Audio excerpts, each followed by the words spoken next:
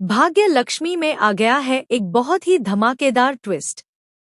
जी हाँ, आने वाले एपिसोड में आप देखेंगे कि गुरु माँ लक्ष्मी और ऋषि को आशीर्वाद देने वाली है।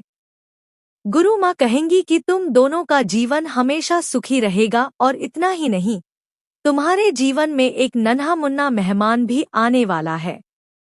यह सुनते ही घरवाले शॉक्ड रह जाते हैं। लेकिन सवाल यह है कि यह सब होता कैसे है। चलिए आपको बताते हैं। और हाँ, अगर आपने अभी तक हमारे चैनल को सब्सक्राइब नहीं किया है तो जल्दी से कर लीजिए।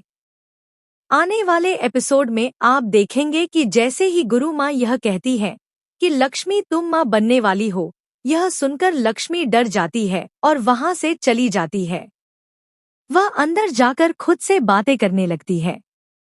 यहाँ तक कि वह प्रेगनेंसी रिपोर्ट को भी कमरे से निकालने की कोशिश करती है, लेकिन उसमें कामयाब नहीं हो पाती।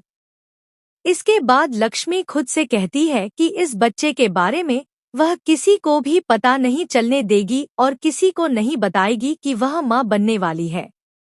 तभी पीछे से ऋषि कहता है कि लक्ष्मी, मैंने सब कुछ सुन लिया है और मुझे सब पता चल गया है। जब लक्ष्मी मुड़कर देखती है तो वहां गुरु माँ भी खड़ी होती हैं। गुरु माँ ऋषि और लक्ष्मी दोनों को आशीर्वाद देती हैं और कहती हैं कि तुम दोनों को डरने की कोई जरूरत नहीं है, खासकर लक्ष्मी को, क्योंकि तुम्हारी यह संतान इस घर के लिए बहुत ही महत्वपूर्ण होने वाली है और यह संतान इस घर की किस्मत बदल कर रख देगी। लेकिन इसी के साथ गुरु माँ मलिस्का की काली करतूतों के बारे में भी बताती हुई नजर आएंगी। दरअसल पहले उन्होंने कहा था कि यह बच्चा ओबेरॉय फैमिली का नहीं है, लेकिन अब सभी को लगता है कि शायद वह ऐसा इसलिए कह रही थी क्योंकि मलिस्का की शादी ऋषि से नहीं हुई।